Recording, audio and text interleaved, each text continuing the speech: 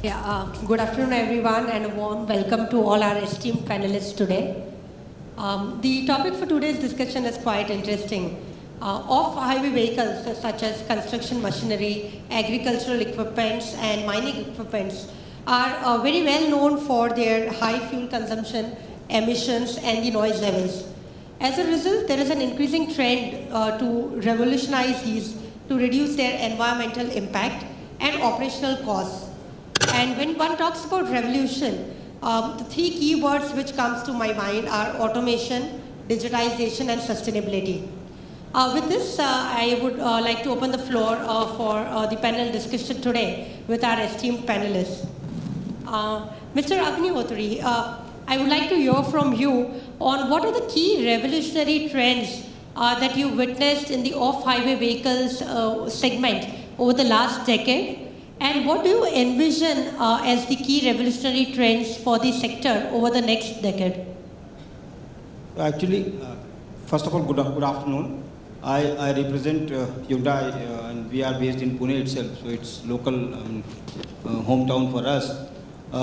If I look at the trend for past maybe 10 years, construction equipment is considered to be a kind of basic equipment which possibly works like digging and loading kind of activity, and it was considered technology may not play a very important role in this kind of equipment.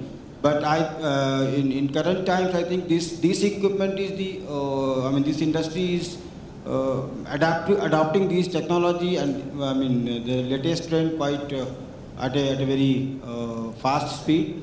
If you look at excavator industry, which I represent, we have the excavators today which can geoscan, which can tell you the kind of the loading angle, the kind of hauler you require, the kind of trucks you require, and the use of AI in excavators and construction equipment is growing very fast. What I call the fuel, the alternate fuel, and the carbon neutrality. The industry is moving towards this concept very fast. You can see the electric wheel loaders working in the quarry. You can see the mining dump trucks working, electric dump trucks working in the mining industries. So I think the future trend is similar, which is happening in maybe commercial vehicles or passenger cars. But then the speed of change in construction equipment industry is much faster. Sure, sir. Thank you. Mr. Grewal, if I can ask you, so Mr. Agnihotri spoke about the use of AI. So what in your view are the technological advancements that are happening in the off-highway vehicle industry? Yeah, thank you, Kenjal. So I represent tractor industry. So Kubota is the brand which I represent. It's a Japanese brand in India. I'm not sure how many people are here from the tractor industry. So yeah, but this is a quite unique industry. So I still remember a funny incident.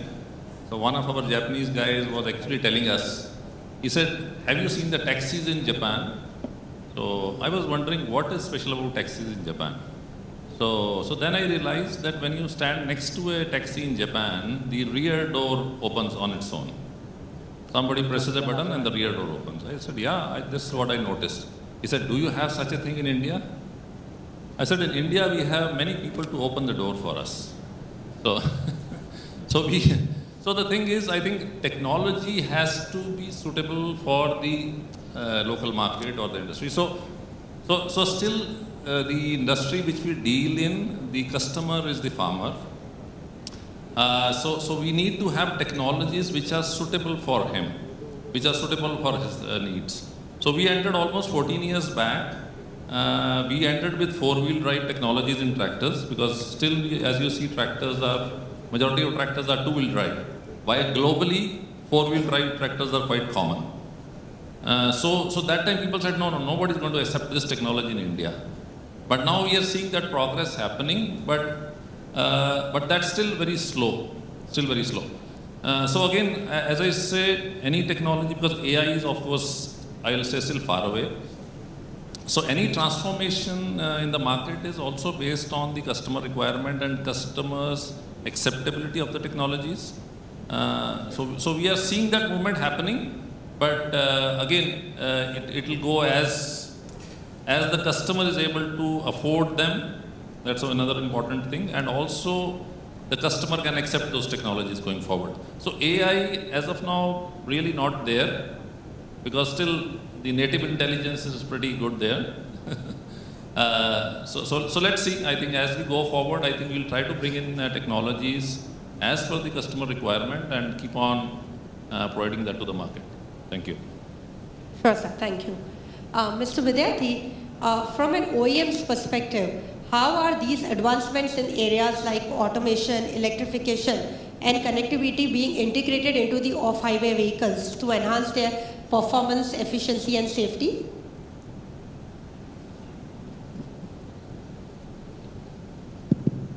So I was thinking you're going by the sequence. First of all, good afternoon, everyone, ladies and gentlemen, and good afternoon to panel members. Electrification, I represent Case Construction Equipment, which is a construction equipment company. We are in India for last more than 30 years present.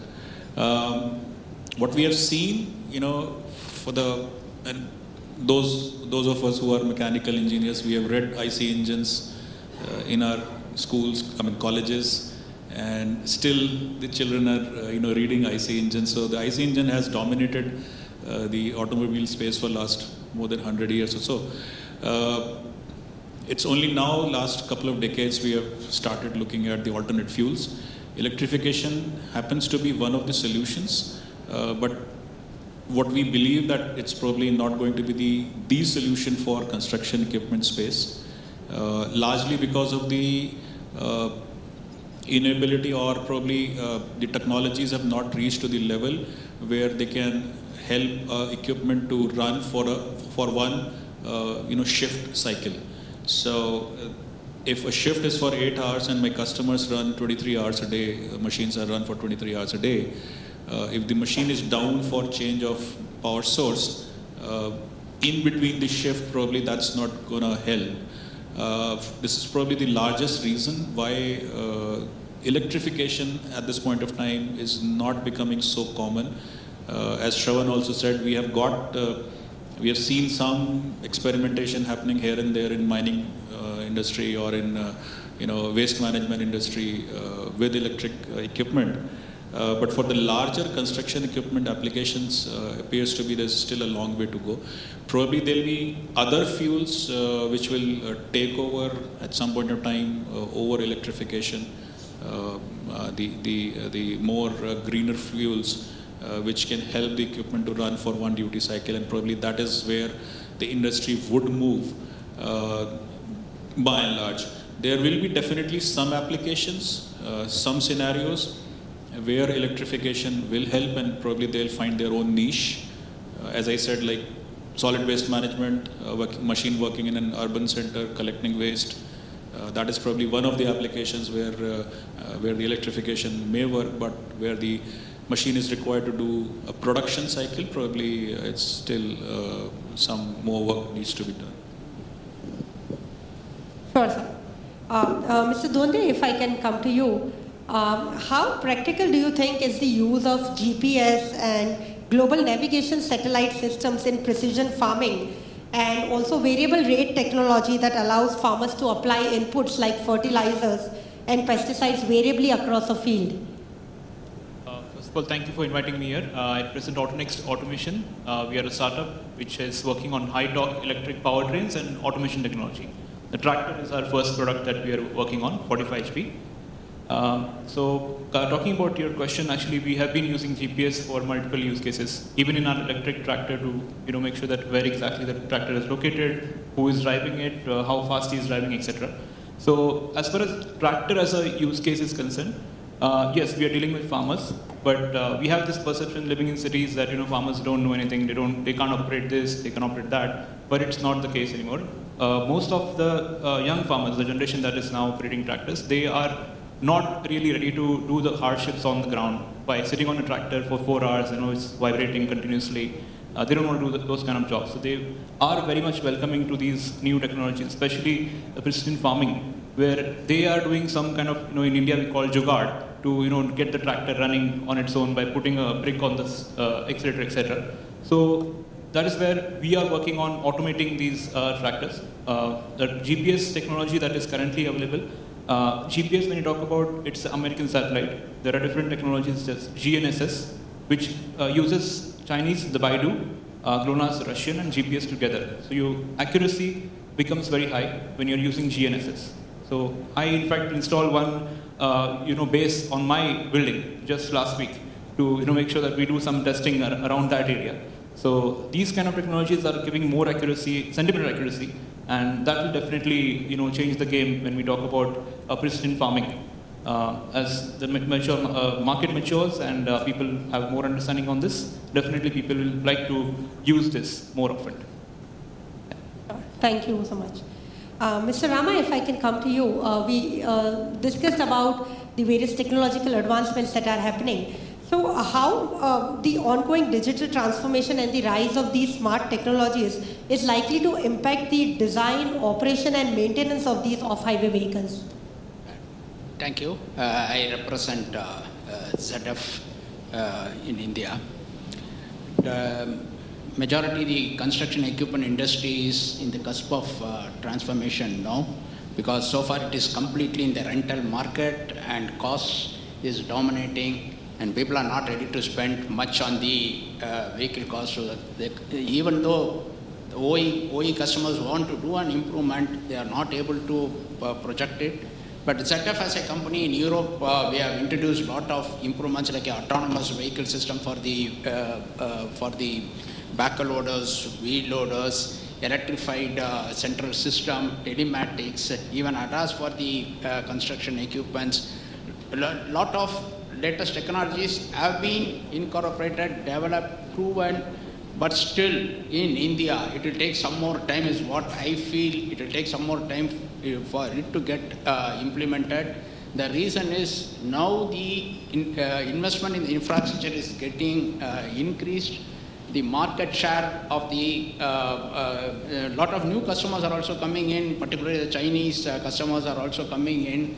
Lot of vehicles are now pitching into the market. I think this is where the improvements in the design will get implemented in the coming days. Thank you, sir. We were discussing about the electrification, and one of the panel members did mention that electrification is slightly difficult in the off-highway vehicle because of the range anxiety. But if we see, while the drive towards e-mobility in the on-highway vehicles has been underway for some time, the off-highway industry is now just beginning its decarbonization journey. So Mr. Das, I would like to understand from you, in what ways are the off-highway vehicle manufacturers in India incorporating sustainable practices into their products, manufacturing processes and supply chains? Thanks. So I'm actually a founder of a startup called Kheti Gadi. So before we actually get into that question, there are two perspectives what we have out here. One is how exactly the overall digital transformation is contributing towards, let's say, off-highway industry as such. So our platform basically is an aggregator for tractors, harvesters, small farm machinery, drones, and all kind of off-highway vehicles, wherein a farmer can buy, sell, rent, hire all these vehicles just on a click. That's one perspective in terms of how the overall industry is revolutionizing, of course, on the OEM front, on the customer front, and one on the digital front. So, for example, in last financial year, we almost sold 40 to 50,000 tractors online. That is something new to the industry. Similarly, when we started something called as Infra Gadi, we sold almost 200 backhoe loaders and excavators online by maturing the leads and helping the OEMs to make the final call. So that's on the digital front in terms of how new ideas can actually contribute towards off-highway vehicle industry as such. As far as OEMs is concerned, there are two aspects again. One is on the product front, another is on the manufacturing front.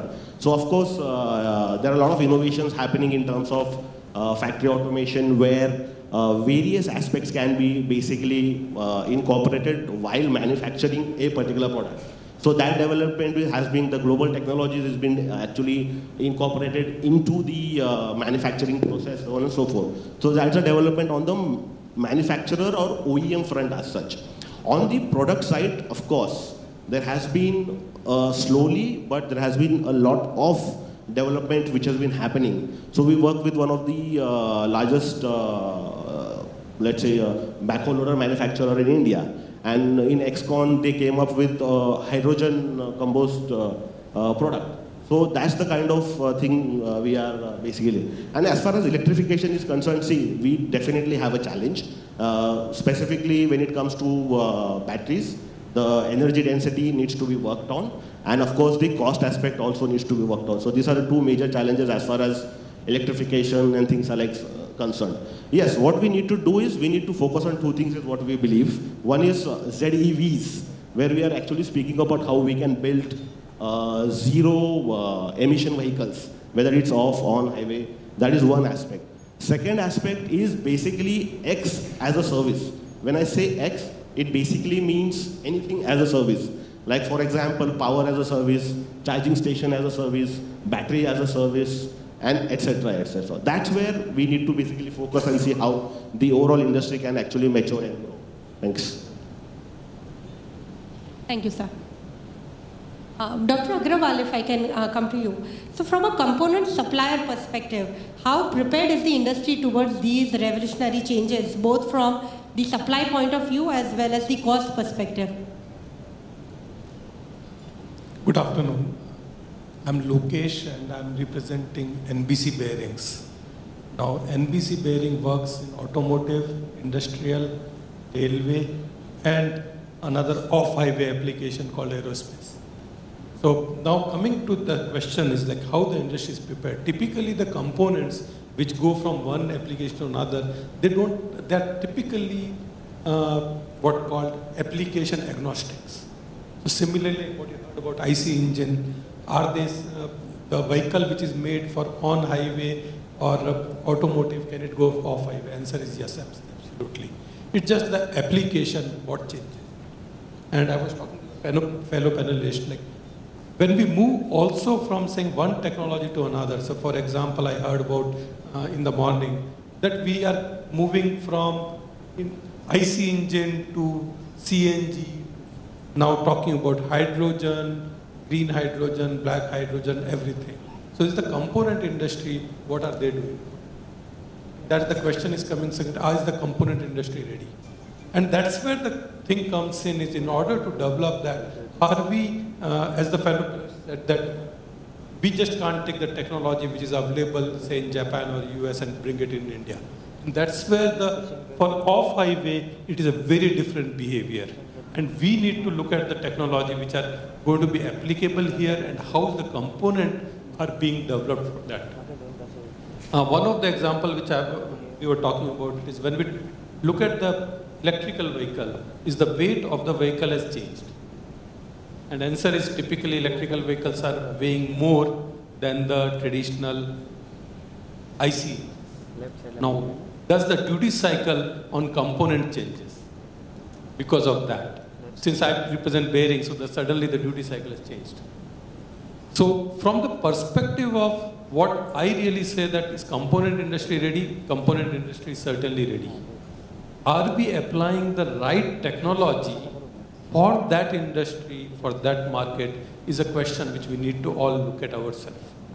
Now when I look at my own company, we knew that the electrical vehicles are going to come in across, and what does it mean? So it means that speeds are going to go up.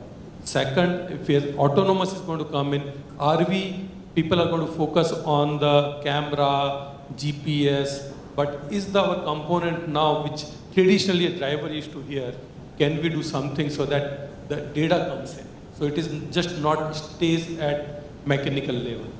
What are we doing for that so that the owner of the vehicle is still getting the data which used to come through the driver of the noise? And so that what are we doing for the temperature, what are we doing for vibration, and we started looking at that space almost 4 years back. Because this is what we're going to see. So the industry certainly is looking at it, each aspect. The next one which we talk about, the hydrogen which is coming in, we know that it's going to come in depending on the application. So is our component ready for the hydrogen? Hydrogen happens to be very corrosive in nature. So the industry, if I look at component industry, they are at various segments. And what I see now the need is that OEM and component industry need to work much better together at the stage of what I call conceptualization and market, and not look at saying, okay, component, mechanical component, I will just borrow it, or also I will put it in the end, because that doesn't look like high tech. But let me tell you, there is a lot of technology going on. When we talk about zero emission vehicles, we're talking about fuel economy, what are we doing it? So from my perspective, component industry is right now very open, hungry to do the collaboration, and there's a lot of technology which we can leverage and not just at vehicle level. Sure, sir. Thank you so much, sir. Mr. Rama, if I can come to you. Sir did mention about the need for the auto component manufacturers to join hands with OEMs in terms of designing, conceptualizing vehicles. How do you think that the Indian companies can leverage certain partnerships or joint ventures so as to enable better R&D capabilities and also explore export opportunities to expand the presence in the global off-highway market? Yeah, okay. Look, that should be a supplier OE working together to develop certain products. That is one point very critical. Second, there are a lot of products which can be localized in India and which can be exported to the global market, which even in ZF, when you take it, we make nearly 95% of our products are exported and not in Indian market, because we don't have a specific product for the Indian market, because technology-wise, still India has to cope up much higher. So in this way, creating a engineering centers as well as capability centers, and the knowledge base of India is very good. So in that way, we can make it, the design can be taken at India and make it as an export base here. Okay, sure, sir. Thank you, sir. Yeah. Mr. Agriotri, if I could just come to you. So we spoke about various challenges in terms of the entire revolutionization in the off-highway vehicles, which includes electrification not being feasible because of the range anxiety, the weight levels increasing because of the battery management system, the cost increasing because of the high cost of the battery. I think charging infrastructure would also be difficulty because of these vehicles get typically used in remote and rural areas. So what in your view are the key challenges that one foresees in terms of this entire revolutionization in the off-highway vehicle segment in India, and how can one address the same? The construction equipment, normally they work off-site. So, the infrastructure for maintaining construction equipment again is a big challenge, because they create infrastructure at the same time, infrastructure to maintain those kind of equipment, because you can't have a charger where, there is no pole, electric pole, or electricity is not there. So, if I look at on the challenges for the electrification, it is happening. It is happening now. The direction is like whether it is battery or it is hydrogen, or which kind of direction we take. So I think in all we have CNG backhoe loaders, we have hydrogen wheel loaders, we have battery trucks. So it is like in all the directions the developments are happening. The challenges like the charging port, the life of battery, it's yet to be established. What life battery will give, how will be the disposal happening, what kind of which direction the industry will go. That's yet to be seen as of now.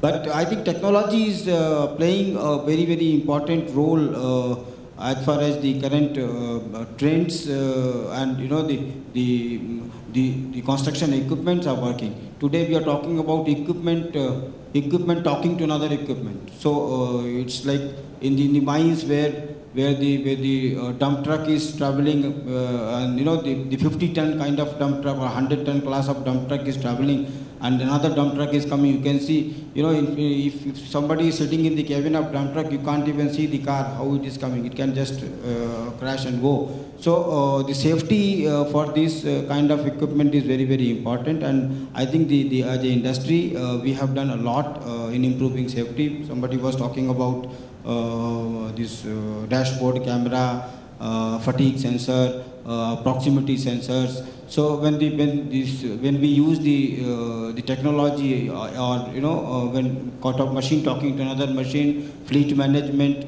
if the excavator is loading the trucks and the excavator, it's not having proper load, the truck can be diverted to that kind of machine. So a lot of technological evolution is happening in this industry. There will always be challenges, but I think the industry and the ecosystem is sufficiently prepared to take on those kind of challenges. Sure, sir. Thank you so much.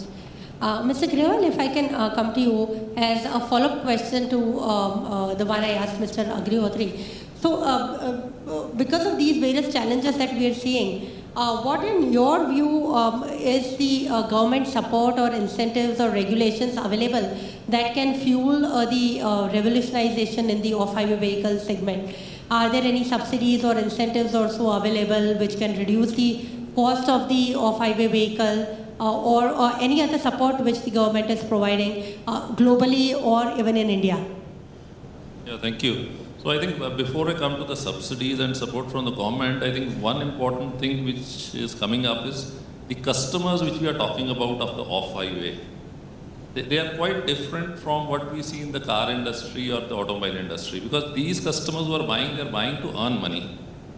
So they may be small contractors, or they may be like a farmer or something. So he's buying any equipment to earn money.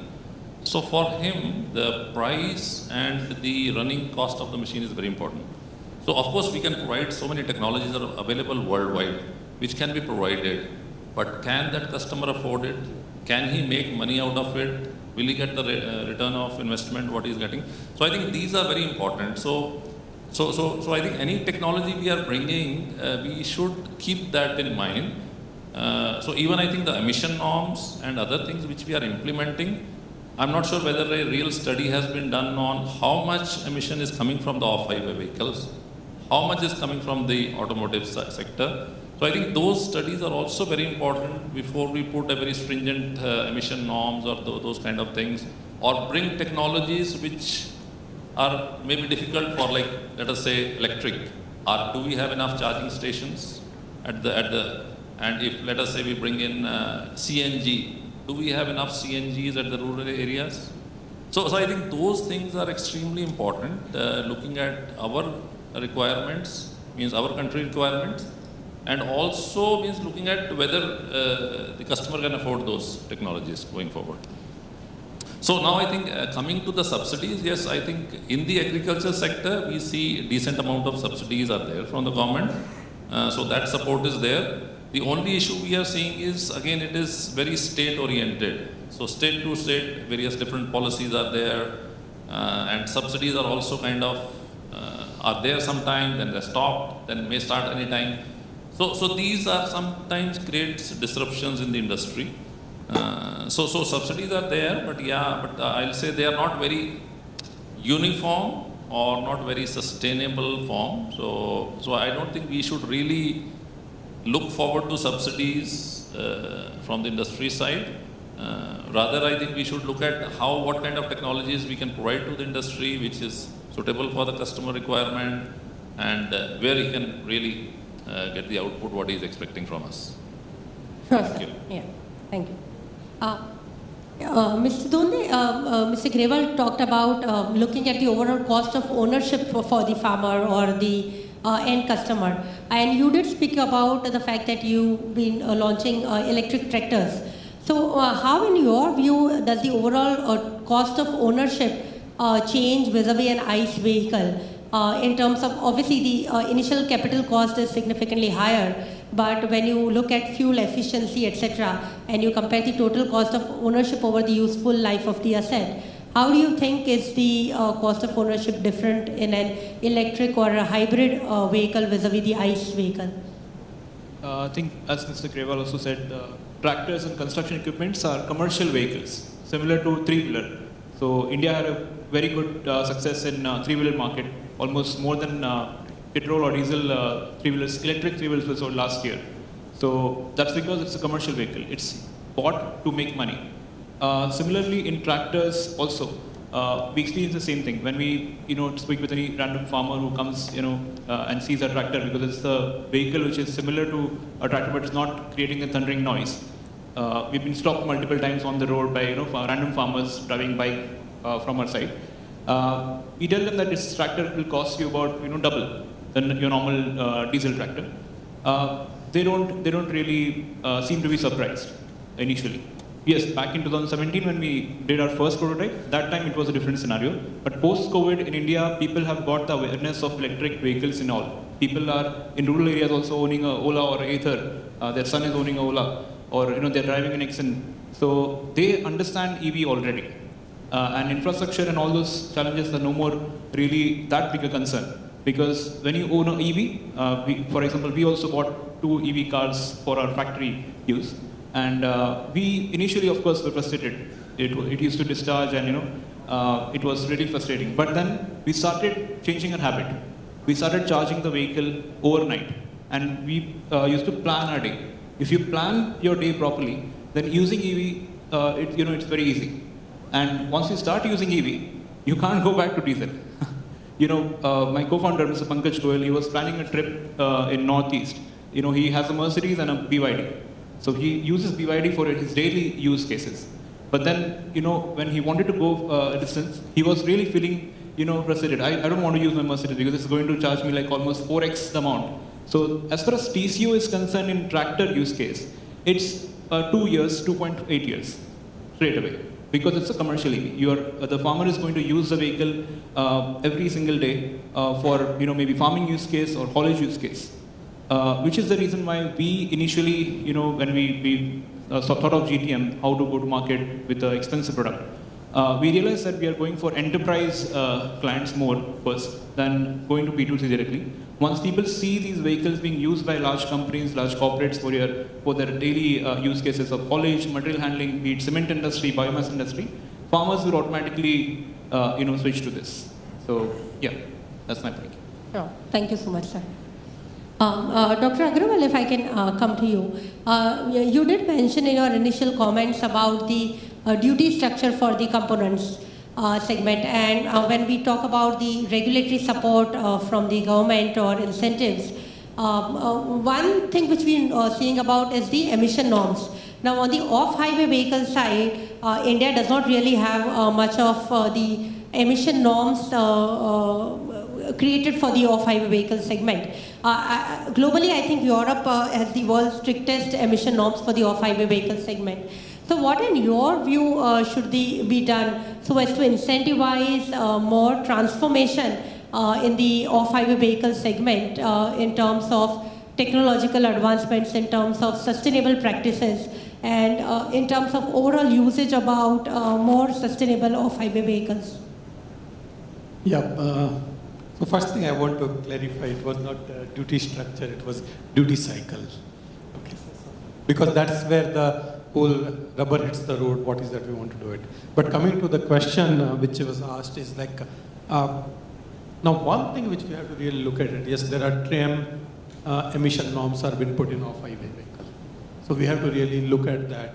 Of course, the enforcement little different, but of course all the OEMs do meet it, and then with the technology which is coming in and the onboard information which is available, is the tempering of those things are also reduced considerably. So I see that the emission side of highway things are moving in a very, very good direction, and it is actually moving in a, from my perspective, at much faster pace, and it will just catch up. Now, second thing which was a question which was asked was that how do we build this ecosystem for overall? Now, one of the things which I really look at for this specifically, which I come from, is a mechanical industry. Now, there's a lot of, in mechanical industry, especially the component industry, it's a high so-called investment needed. The R&D doesn't happen at a very fast pace, and it takes years for us to develop it and prove it out in the field. So what we really look for from the policymaker or subsidies or something is, one is, of course, incentivize the R&Ds spent on these areas. I know DSIR is there, we are also recognized, but is that something, can we look at those companies which are the large in the nature, because MSMEs and startup, there is a good ecosystem, but for the medium and large company, can we look at it, how do we incentivize the R&D? The second thing which I'm really looking forward is that I was talking to this Ministry of Renewable Energy about hydrogen. They're looking at the system level, and I said, look, there is a system level is fine, but what are we doing at component level? So we need to really look at that. Can we develop some kind of this DST framework at component level, which looks a lot of hidden in the background, but adds a lot of value. So from my perspective, that is another thing which we as we are really looking for, how we can work together, which is a future in nature, and develop this R&D, which is a long drawn, and not saying that, okay, fine, this has been developed in developed market, and let's use it here. Because in the end, the duty cycle, the operations is very different. Next thing which I've heard about it probably is that the customer is very, very smart. I can tell you about that now. They know the economy. Yes, they want to haggle the initial, but all of us have seen this ad of the Bajaj, or the one person who buys the jet and says, "Kitna deta hai? Kitna fuel economy hai?" That's the market segment, and we need to recognize that and how are we doing it. The decision makers, they know the TCO. So how do we work along with it and get to this is, according to me, is the crux now, and not look at ourselves as saying, okay, fine, the market is not ready. No, market is very much ready according to me. And they will buy it if we offer the technology, we offer the revenue, we offer their ROICs.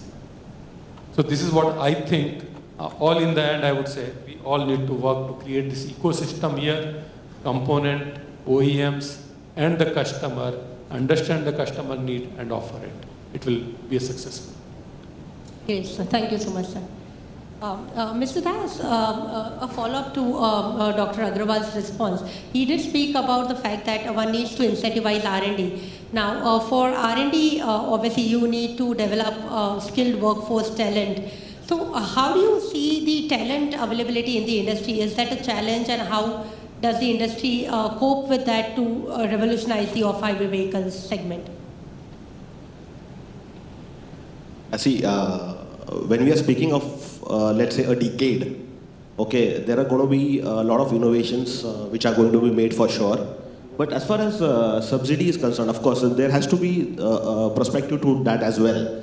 Because one aspect is, of course, what kind of subsidies government is giving, how are we utilizing. But at the customer end, at the beneficiary end, also we need to look at. For example, though it was agriculture drones, last year in Maharashtra, 30 drones were basically subsidized and given up to 80% subsidies.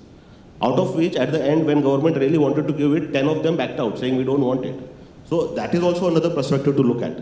As far as the decade is concerned, there are going to be a lot of technological innovations which are going to happen in next decade, whether it is connectivity, Internet of Things, telematics, and so on and so forth.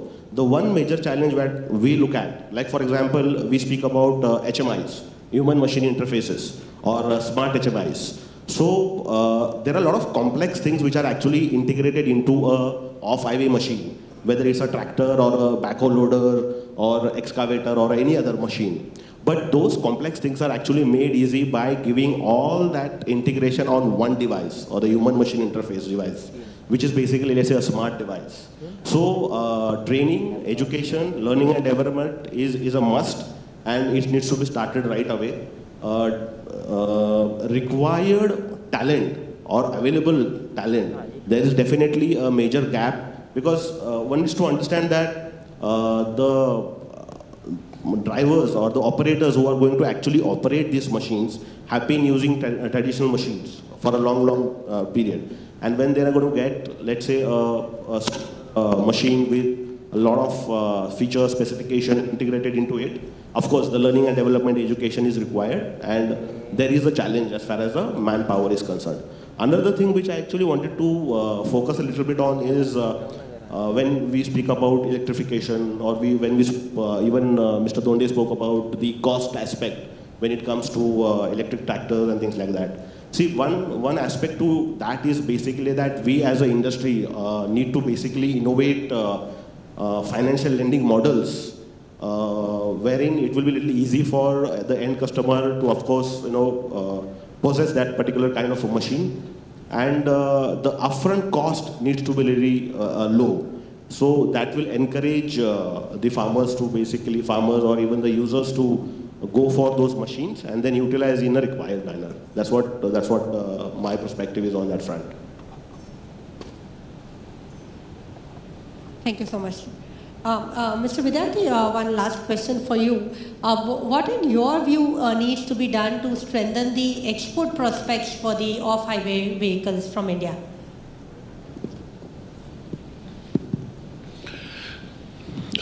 Before I come to your question, I just want to add some statistics to the skill or the talent requirement for this sector. Typically, the construction equipment industry is rolling out almost 100,000 equipment a year. And typically, each equipment requires, if not 3, at least 2 operators and 1 helper per shift. I mean, 1 operator, 1 helper kind of thing. Which amounts to like close to 300,000 people just to operate these machines year after year. And then you need another 2,500 people, 250,000 people for supporting these equipment. So the construction equipment sector alone requires 500,000 skilled people year after year. At least the projections what we see, at least for the next 7-8 years, this is going to be like this. So quality skilled manpower is a very critical thing, because the efficiency of the equipment actually depends upon the person who is operating the machine, right? And that gets translated directly into the balance sheet of the investor who's actually owning the project. So, and trust me, there is a big gap between the requirement and the availability of skilled manpower in this sector. Yes, there is a sector skill council which is supporting IESC, which is the industry specific vehicle to drive this cause.